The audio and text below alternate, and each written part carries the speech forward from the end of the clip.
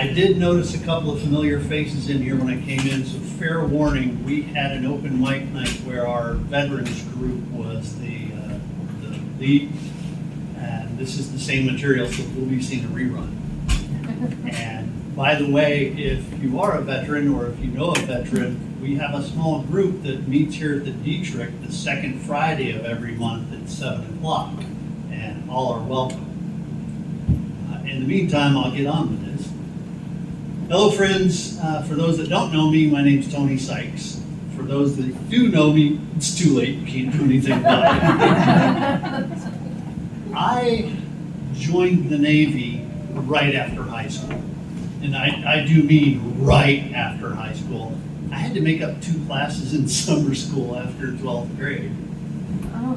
So instead of having that last, the summer's fling, sun, and fun, I had social studies and world composition. And then off I went. I was not a really great student. I even tried to pull the GED thing, tried to get in under that wire, but the recruiter said no. So I wasn't a dropout, it was more of a push out. Here's your diploma, you're not allowed on school grounds, and no, you're not invited to the reunions. Besides, there's no such thing as the class of 1983 and a half. But that's when it got really funny, because the Navy looked at my test scores, that big test that you take, and they said, we're gonna make you an intelligence specialist. Hello, government. But I did do that, and I had a blast at it. So after my first tour, I did it again and again and again. I did 20 years as a Navy intelligence analyst. So trust me, I know all those jokes. Like my least favorite is the tough guy one. It's like, yeah, I can tell you what I do, then I have to kill you. That's not us. That's not what an intelligence analyst and intelligence specialist does. We're geeks sitting in the back room doing geeky stuff behind a big vault door. Like if you go back to Desert Storm, because you can see some gray in here, I go back that far. I had brothers and sisters in the military that were boots in the sand, as they said. I was butts in the desk chair. I fought Desert Storm by computer and telephone. You guys might have been home ordering a pizza. I was calling up Central Command and saying, can you make a building go away? That was an interesting tour in and of itself. That was in Washington, D.C. Now you want to start debating about where intelligence is and is not.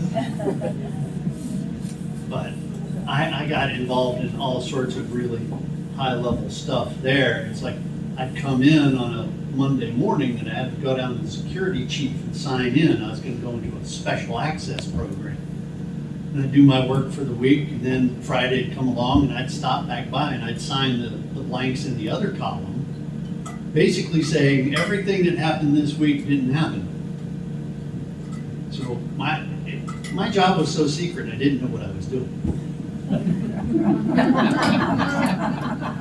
I really love it when nobody actually laughs. Oh boy.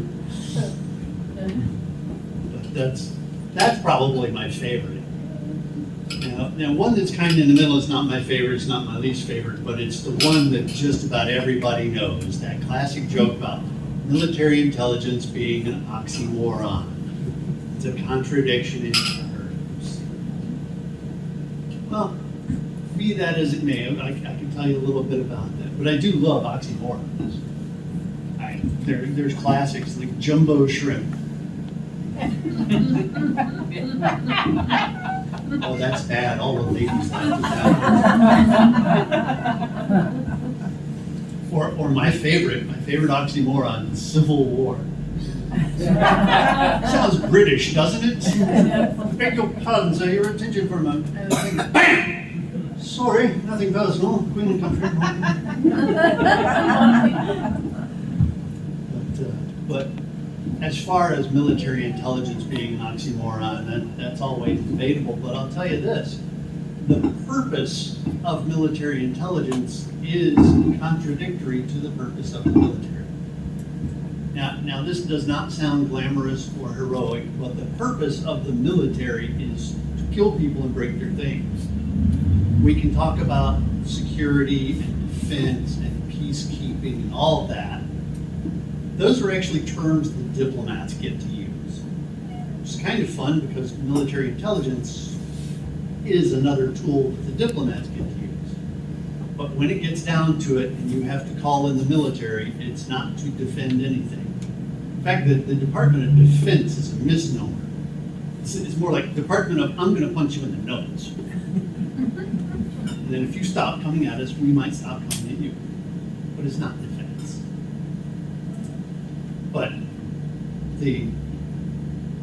that being their purpose, the really great thing about being an intelligence analyst and something I can actually feel good about looking back on that is if we got the right word in the right ear at the right time, nothing happened. And the history of military intelligence is full of those stories. They're really short stories. Nothing happens. Once upon a time, the end. And then even if, what is a cute little phrase, hostilities break out, it's another one that sounds like just the block party went bad. Right? No. If a war breaks out, if the intel guys do their job, we're still minimizing that conflict. And I've had some discussions with some of my fellow veterans. I've had a bit of what I consider imposter syndrome. They're talking about this stuff they did going through the streets of villages in Iraq, or my veteran buddies who were 3, 4, 5 months in the jungles at a time, and I was sitting out in an aircraft carrier. And they put me in my place pretty quick. When you wore the uniform, you did the job. Think about the job you did. So I think about that, and if in that 20 years of doing that, you know, I never had to look down the barrel of a gun either way, giving or receiving. If I saved one life doing that, then maybe I'm not so much an investor. So I think about that, and I think that's a career I think I can be pretty proud of. Sort of an epilogue to that. I don't know if you can call it irony or if it's just life's funny that way. Remember that kid that wasn't so good at school? So for about the past 8 years, I've got 2 positions. One, I've been working in the education field for about 8 years. I do work with special needs kids.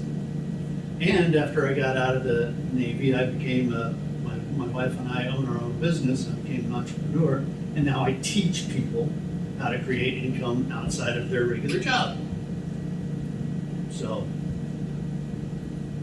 I'm a much better teacher than I was a student. If I do have any of my military brothers and sisters in here, thank you for your service. And for the rest of you folks, thank you for your time and attention.